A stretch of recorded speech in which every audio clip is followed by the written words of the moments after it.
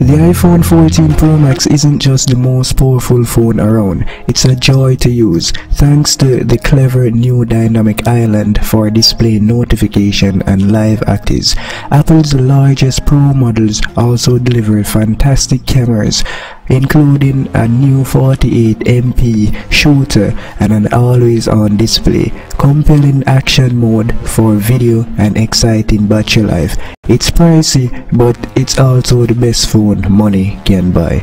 Hey yo, what is up guys, it's your boy Quartet back with another video, and today guys, in this video we're gonna talk about the iPhone 14 Pro Max. So anyways guys, before we go into this video, can we hit some likes on this video? Just hit it, just do it, just smash it. So anyways guys, let's get into this video.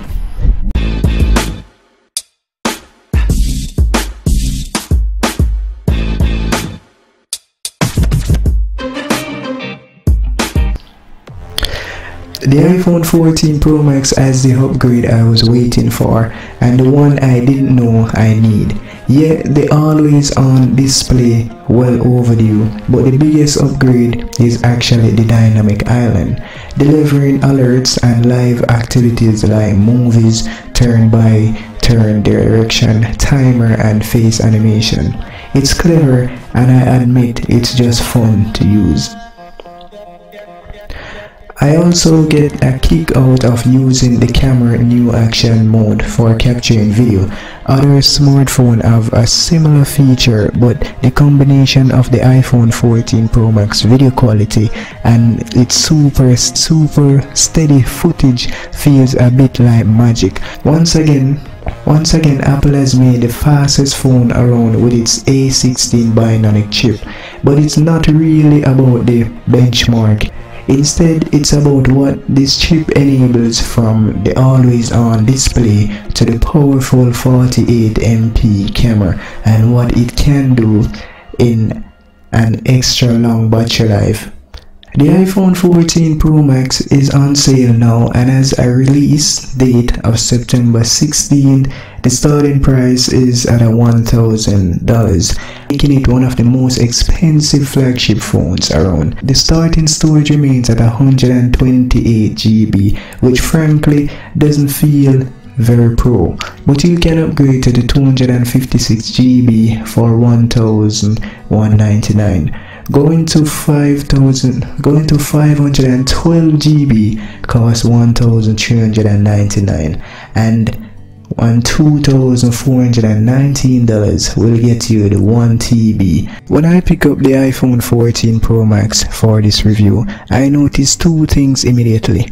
The first is that the notch has been placed by a pill shape cutout, more on the dynamic island, and the second is that the camera bump is a bit bigger around the back. All three camera lenses on the back of the iPhone 14 Pro Max are larger, as is the flash, so this area takes up a lot of room. This is also a slightly heavier and thick phone than its processor. The iPhone 14 Pro Max measures 6.33 by 3.05 by 3.1 inch and weigh about 8.47 ounce, compared to the 6.33 by 3.07 by 0.3 inch and the 8.46 ounce on the iPhone 13 Pro Max. So this is a slightly bit heavier than the iPhone 13 Pro Max. There are 4 color options for the iPhone 14 Pro Max: deep purple, silver, gold, and space black. I kinda love the deep purple the most, as it pops the most, and that's the one I've tested out for this review. I continue to appreciate the matte glass on the back, which is now removable, and color match polished steel side Apple used for its Pro phones. The overall of the phone looks elegant.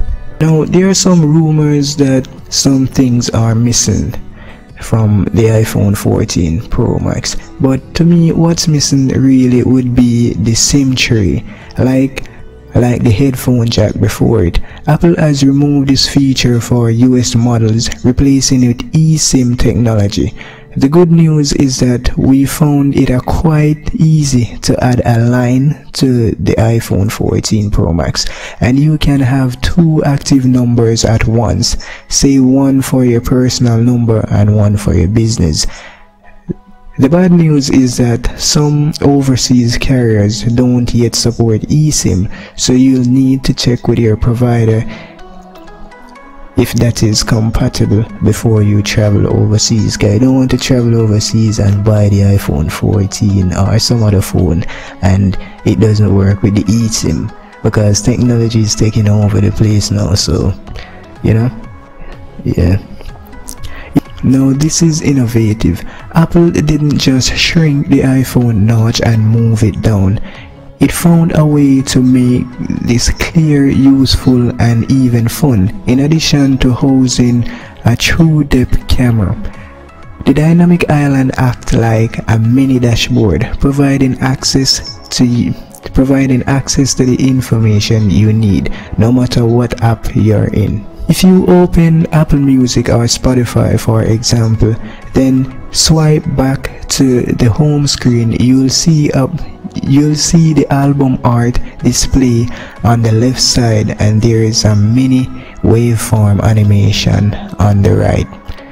And if you press and hold the dynamic island, a larger window will pop up and showing the track process and showing you the track progress and playback control, or you can press once just to launch into the app. There's lots of other apps that can take advantage of the dynamic island. You can see the status of your timer there, the next direction to take in maps, the status of incoming and outgoing calls, and more. You can even have two live activities displayed side by side in the dynamic island feature on the iPhone 14 Pro Max. Later this year, Apple will make live activities API available to developers to deliver more dynamic island experience like sports scores, food delivery status, rides, sharing info, and more. I can't wait to be able to see how far away my DoorDash delivery or my Uber ride without having to consider drive back into the app. Uses of the dynamic island extend to other activities as well, as such as Face ID and animation are fluid with being intrusive. This is just like a killer feature and frankly a good reason to get the iPhone 14 Max over the regular iPhone 14 or 14 Plus. Apple is definitely playing catch up with Android phones when it comes to the iPhone 14 Pro's new always on display, and yet Apple's implementation delivers a more robust experience if you're willing to take the time out to set it up. Because the iPhone 14 Pro Max display refresh rate can scale all the way down to 1 HD refresh rate. Apple designed its AOD, meaning always on display, essentially mirror to lock the phone screen at a much lower brightness level. You can now still see your wallpaper lock screen widget like weather, calendar, activities, activity ring, and notification coming through, etc. The always on display is smart enough to turn off if you put the iPhone 14 Pro Max in your pocket or upside down on a table. I personally appreciate having the always on display for simple displaying time without having to fully turn on the display to look at it. In a way, I prefer the Google Pixel 6 and the Galaxy S22 Ultra with their always on, showing just the basic like time, battery, status, and notification. But I like that there is no more customization option on the iPhone 14 Pro Max. Otherwise, the iPhone 14 Pro Max Super Retina HDR display is amazingly bright and vivid. In fact, this panel is rated up to 1600 nits of brightness with HDR content and 2000 nits outdoor bright sunlight. On my test, the iPhone 14 Pro Max reached up to 1565 knots with HDR content, which is very close to Apple claims, and this panel registered at 117.5% of the sRGB color gamut and 83.2% of the DCI P3 color space delta E reading for color accuracy. That was 0.26, where 0 is perfect. By comparison, the iPhone 13 Pro Max hit only 1040 max knot on my testing and score like about 109.3% and 77.4% on the sRGB and the DCI P test. So the iPhone 14 Pro Max has a better screen all around, though the delta E rating was slightly behind the iPhone 13 Pro Max at 0.21%. The Galaxy S22 Ultra reached 1359 knots with HDR content. It registered at 137.5% and 79.4% on the sRGB, DCI P3 and its delta E reading, which was at a 0.25.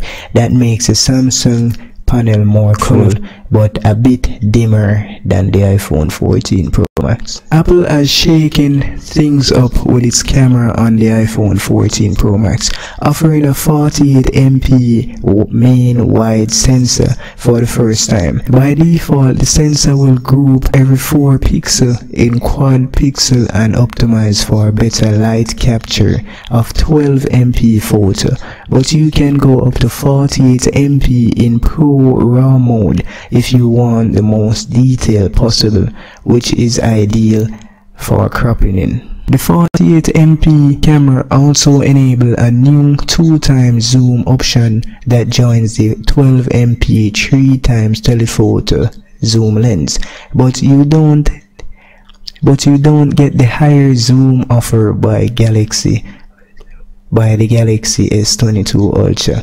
10x dual optical setup. The iPhone 14 Pro Max also features a new 12MP wide ultra camera that nearly twice the size as the 12MP true depth camera.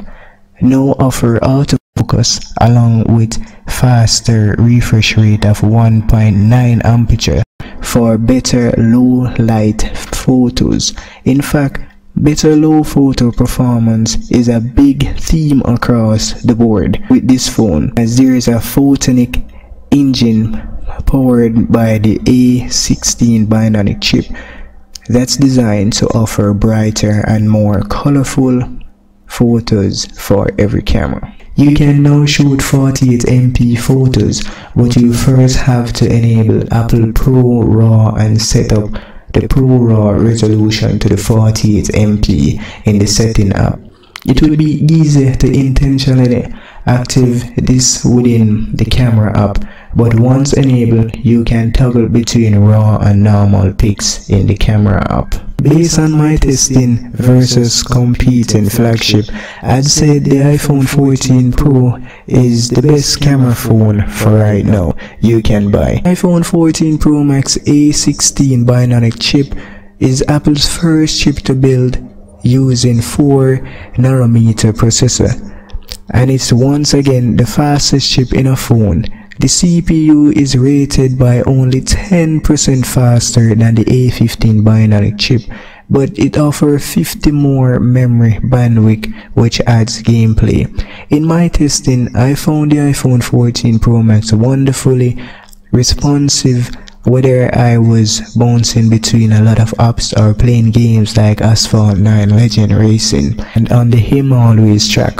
I experienced fluid action even with several other cars on screen for first place. iPhone 14 Pro Max fared quite well in terms of endurance after charging close to 90%, then using the phone from 1 p.m. to 6 p.m. for downloading apps, playing games, and shooting photos, making videos. The phone battery only dropped to 60%. Unfortunately, the iPhone 14 Pro Max sticks with the 20-watt charging, so there are faster charging phones out there. Charging a drained iPhone 14 Max, I got to only 42% in 30 minutes. Apple claims you can hit 50%. So I'll be retesting and updating this video by comparison to the Galaxy S22, which got 58% in 30 minutes with its 25-watt charger. And the OnePlus 10 Pro reached 93% and got 55% in 15 minutes, benefiting from the 65-watt charging speed. Later this fall, Apple will launch two key safety features for the iPhone 14 Pro Max. This feature, the first is the emergency SOS via satellite, which combines new antenna and software to connect to satellite. When you can't get a cellular or Wi-Fi signal, you'll then get help from emergency service to your location. The second safety feature is crash detection, which the iPhone 14 improve accelerometer and gyroscope to detect whether you're in a crash or should a crash should happen. Your iPhone can automatically dial emergency service as well as notify emergency contact. In one iPhone 14 crash detection by a YouTuber, the feature works well during a simulated crash using a remote control vehicle. Both times, the iPhone 14 began to count down to automatically call emergency service before cancel. However, there was a similar delay between the crash and the crash detection kicking in a low speed crash. Some iPhone 14 Pro owners are complaining about the camera shaking or rattling when using apps like Snapchat, TikTok, and Instagram. The issue could be related to the optical image stabilization system in the new iPhone 14 Pro and the iPhone 14 Pro Max. While I have not yet tested this problem to see if it's true, but some users have posted a video of this problem to show Apple. The iPhone 14 Pro Max is the best big screen phone around, and it's justified the high price by providing stellar display with always-on capabilities, the best camera in a phone, and an extra long battery life. The dynamic island is by far my favorite feature because it saves you time having to jump between multiple apps just to go to get key bits info, and it will get you even better developers jump on board. If you like to shoot videos, you'll also enjoy the new action mode for smoother footage and even sharper cinematic mode. There's always on display works well, even if you have to work to get this feature the way you want. There are some things I don't like about the iPhone 14 Max, including its health and fact that it doesn't offer faster charging that match what rival phones provide. While I personally can live without a SIM tray card, international travelers may be frustrated not being able to pop a new SIM when they land. Some carriers simply don't support eSIM functionality yet. But overall though, the iPhone 14 Pro Max is a beast of a phone that's pro level powerful while also being a joy to use. It's the best phone you can buy. period. But anyways guys, we've come to the end of our video for today. Please let me know what are your thoughts on this new iPhone 14 Pro Max. Will you guys actually get it? Let me know what are your thoughts on this video, and let me know what you like and didn't like down in the comment section. So anyways guys, before we go, as we normally said, have no rest until you're the best. It's me, your boy Cool Tech. Peace out.